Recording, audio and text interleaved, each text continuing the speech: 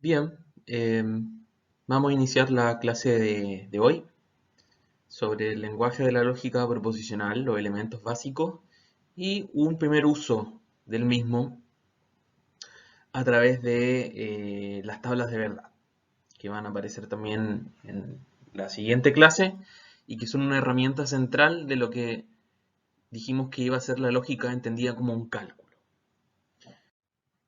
Entonces, lo que tenemos para hoy es los elementos del lenguaje de la lógica proposicional y algunas cuestiones teóricas del mismo. Después vamos a ver las conectivas veritativas funcionales y la vamos a ilustrar con nuestra primera conectiva, la conjunción. Después veremos la negación y la disyunción. Y por último, el condicional material y el bicondicional.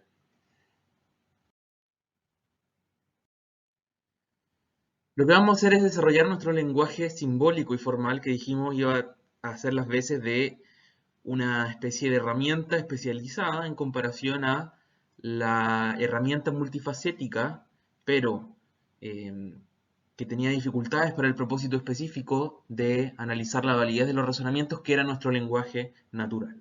¿Ok? Vamos a desarrollarlo, esta herramienta. Eh, y esta herramienta la desarrollamos con algo en mente, ¿cierto? ¿Qué es eso? Es capturar lo que vamos a entender por la forma lógica de los enunciados y razonamientos.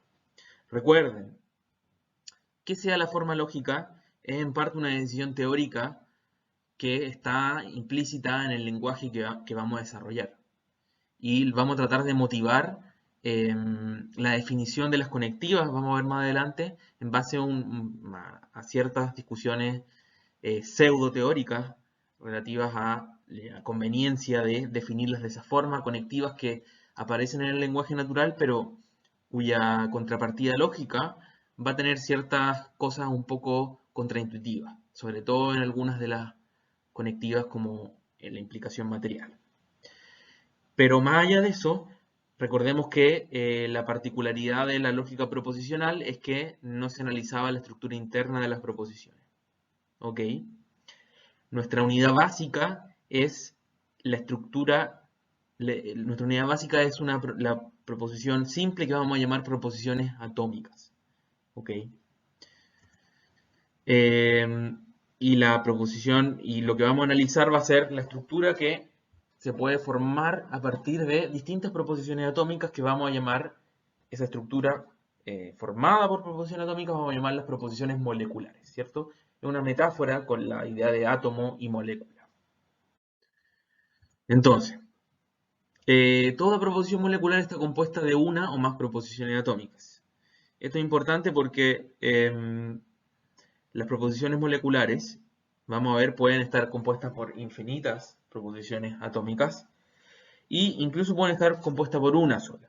En el caso del lenguaje de la lógica proposicional, va a haber una conectiva que va a dar lugar a una proposición molecular formada por una sola proposición atómica. Pero ya vamos a ver el ejemplo de esto. El punto es que se entienda que estamos construyendo algo a partir de piezas simples y con una estructura que va a ser simple, pero que va a tener mucho potencial. ¿Para qué? Para analizar la forma de las proposiciones y de los razonamientos y con ello analizar la validez o la invalidez de los mismos. Entonces, ¿cuál es la estructura, el vínculo que permite formar proposiciones moleculares a partir de proposiciones atómicas? Como ya lo venía adelantando, son las conectivas veritativo-funcionales. Veamos un ejemplo. Si hoy llueve, entonces hoy las calles se mojan. Antes de analizar las conectivas que están presentes, por decirlo así, el pegamento, el que une, el cemento que une las piezas, primero tenemos que ser capaces de identificar en una proposición molecular sus piezas, sus proposiciones atómicas simples que la conforman. En esta proposición molecular, el ejercicio que vamos a hacer ahora es descomponerlo en sus proposiciones atómicas simples. ¿Qué es lo que está diciendo acá esta proposición? Dice, si hoy llueve, entonces hoy las calles se mojan. Lo que tenemos que hacer para descomponer esta proposición es tratar de identificar cuáles son los elementos que son proposiciones. Y recuerden, el aspecto más general y más estable de lo que es una proposición es aquello que puede ser verdadero o falso. es portador de verdad o falsedad. Y si nos fijamos acá, esta proposición molecular está formada por dos proposiciones atómicas. ¿Por cuáles? Por hoy llueve, ¿cierto? Que está acá, y hoy las calles se mojan. Estas dos cosas, estos dos enunciados, que expresan proposiciones, son proposiciones porque pueden ser verdaderos o falsos por separado. Hoy llueve es algo que puede ser verdadero o falso, y hoy las calles se mojan es algo que puede ser verdadero o falso. Veamos otro ejemplo. Carlos es calvo y astuto. Él está conformado por estas dos proposiciones. Carlos es calvo y Carlos es astuto. Hoy comeremos pizza o hamburguesas. Aquí tenemos otra palabra distinta al i que estaba acá arriba. Ya vamos a ver qué significa esto y cómo lo formalizamos, pero también acá tenemos dos proposiciones. Hoy comeremos pizza por un lado y hoy comeremos hamburguesa por otro. Fíjense en este. ¿Cuántas proposiciones componen Juan y María se aman? La respuesta es que solamente una. Juan y María se aman directamente. ¿Por qué? Porque este i que está presente acá no es una conectiva veritativa funcional. Este i está dando cuenta de un vínculo, una relación. Que cuando me refiero a vínculo, relación, no me refiero necesariamente a un vínculo humano, un vínculo entre ser humanos. La idea más general de relación, por ejemplo, la relación de mayor o menor entre 2 y 3. El número 2 y 3 es una relación. Bueno, el i que está acá no separa dos proposiciones distintas, sino que indica que se está enunciando una proposición. Y eso, perdón, una relación entre dos sujetos, ¿cierto? Dos objetos, Juan y María. La relación de amarse. Pero eso forma parte de la estructura interna de la proposición y como dijimos, la lógica proposicional no analizamos esa estructura interna de las proposiciones atómicas. Por lo tanto, no tenemos dos proposiciones atómicas acá separadas por el i. Esto se ve, por ejemplo, se puede ver de mejor manera con esta otra proposición que también es una proposición atómica. Dice, los ángulos alfa y beta son adyacentes.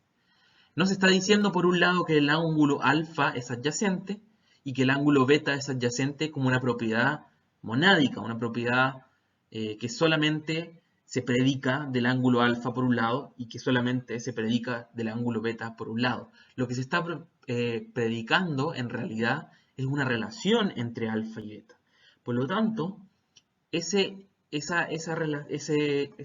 está diciendo acá no es separable. No es separable decir que alfa es un ángulo adyacente y beta es un ángulo adyacente.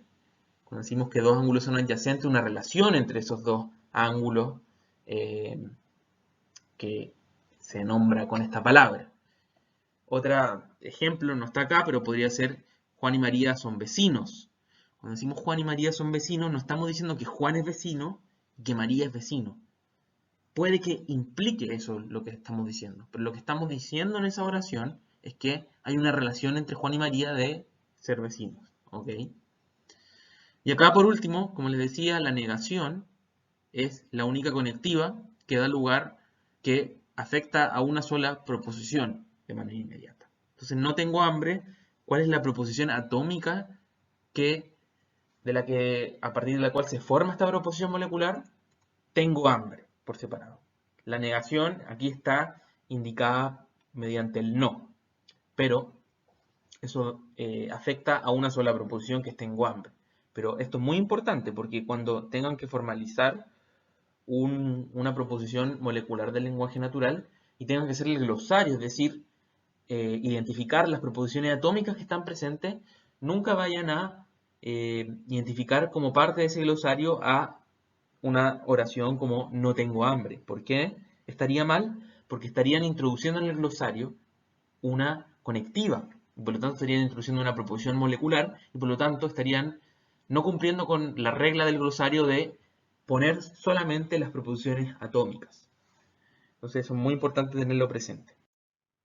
Otro ejemplo más complejo, dice acá, si llueve entonces caerán truenos o caerán helados, sí, solo sí, no caerán ranas. ¿Qué proposiciones atómicas tenemos? Llueve, caerán truenos, caerán helados y caerán ranas. Tenemos 4 proposiciones acá. Ya vamos a ver cómo están conectadas entre sí. Aquí simplemente pongo un más, en el sentido de estamos contando las proposiciones que tenemos. Después vamos a ver la estructura por la cual se forman. Pero lo importante acá es que logren ejercitar la identificación de las proposiciones por separado. Dice acá, desfilarán perros, unicornios, soldados y humanos, solo si el presidente no está mirando. Fíjense en esto. Acá tenemos las comas, sirven para enumerar distintas proposiciones que tienen el mismo verbo, desfilarán. Pero son proposiciones distintas. Lo que estamos diciendo, antes de decir solo si el presidente, que ahí ya tenemos otra proposición atómica adentro de una molecular, una negación, pero antes de eso lo que tenemos es una numeración que da lugar a distintas proposiciones. ¿Y cuáles son esas? Desfilarán perros, desfilarán unicornios, desfilarán humanos, y esas 3 es la numeración. Y la última proposición que aparece acá es el presidente está mirando. Acá extraemos la negación, porque como ya les dije, eso forma parte de una conectiva que da lugar a una proposición molecular y por lo tanto no forma parte de una proposición atómica. Por último, decimos acá, cuando el sol salga, la luna se ponga o las estrellas no brillen, empezará un día nuevo. Acá fíjense, tenemos tiempos verbales que no nos vamos a complicar con eso, vamos a tratar de formular nuestro glosario siempre con expresiones en indicativo. Entonces las proposiciones que vamos a tener van a ser el sol sale, la luna se pone, las estrellas brillan y empezará un día nuevo. ¿Ok? Entonces lo primero que tienen que lograr hacer es identificar las proposiciones atómicas que están al interior de una proposición molecular. ¿Cuáles van a ser los componentes de nuestro lenguaje? En primer lugar, las variables proposicionales, que van a ser letras de nuestro alfabeto que pueden estar por cualquier proposición atómica. ¿Ok? Son variables, por eso se llaman variables, porque no toman un valor específico. Piensen en analogía con las variables en álgebra, donde si tenemos x, y la entendemos x y y como variables, lo que estamos diciendo es que son lugares vacíos en los cuales puede ir cualquier elemento que definamos aplica esa variable, ¿cierto? Por ejemplo, puede ser números naturales, los números reales, etc. Aquí la analogía va a estar en que estas letras van a estar por cualquier proposición concreta. P puede estar por las calles se mojan, por desfilan unicornios, etc. Q va a estar por otra proposición cualquiera. ¿Ok? Pero eso va a ser, ese rol van a cumplir nuestras letras, las variables proposicionales.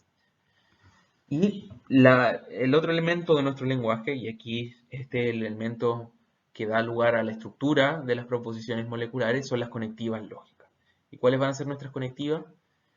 Primero la conjunción, que acá primero pongo la forma en que suelen aparecer en el lenguaje natural, como y, la conjunción, esta forma, esta letra de y más universal, como pero a veces, como la coma a veces, una coma puede indicar una conjunción, y los símbolos que vamos a utilizar, que puede ser cualquiera de estos, es el punto, así aparece por ejemplo en copy y en los ejercicios que hemos visto, este conito que yo lo voy a utilizar más por una cuestión netamente práctica, que es que cuando hagamos las tablas de verdad va a ser más cómodo y se va a notar mejor cuando pongamos filas abajo de verdadero o falso, filas que van debajo de este cono que del punto.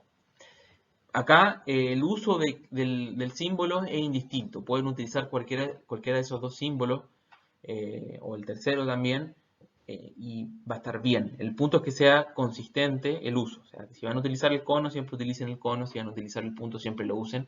Pero significan exactamente lo mismo. Es como la multiplicación en álgebra se puede simbolizar por simplemente la adyacencia de dos constantes o variables, como por un punto al medio o por la cruz, que esos 3 símbolos se utilizan para simbolizar la misma operación algebraica. Piensen en las conectivas como operación en ese sentido, que se pueden simbolizar por distintos símbolos. La siguiente conectiva es la negación, que aparece muchas veces como el no es cierto que vamos a ver cumple un rol de negar proposiciones moleculares, como el in a veces como prefijo, a veces lo vamos a tener que interpretar como una negación, en ciertos casos, y el símbolo que vamos a utilizar va a ser esta especie de ceja enojada, este símbolo de acá. En copia aparece este otro símbolo que es el tilde, pero vamos a utilizar esto también por una razón práctica, que es más simple de escribir en el teclado. La siguiente va a ser la disyunción a secas, que vamos a ver es una disyunción, es un sentido específico de la disyunción que utilizamos en el lenguaje natural, disyunción inclusiva, pero que aparece muchas veces como O, y su símbolo va a ser una B, corta. La disyunción exclusiva, ya vamos a verla también más en detalle, ahora solamente quiero presentar el símbolo y muy en general que va a tratar de formalizar. Generalmente se da cuando tenemos el o bien y una proposición acá y el o bien y otra proposición, y lo vamos a simbolizar como esta W. La siguiente conectiva muy importante es el condicional material, cuya forma canónica es el sí, una proposición acá, entonces, otra proposición, a veces también aparece como solo sí, y el símbolo va a ser esta flecha o la herradura. Y por último el condicional, el bicondicional, que en el lenguaje natural se expresa muchas veces como sí, solo sí, y el símbolo va a ser la flecha en ambas direcciones o este símbolo que es como un símbolo igual pero con una línea adicional.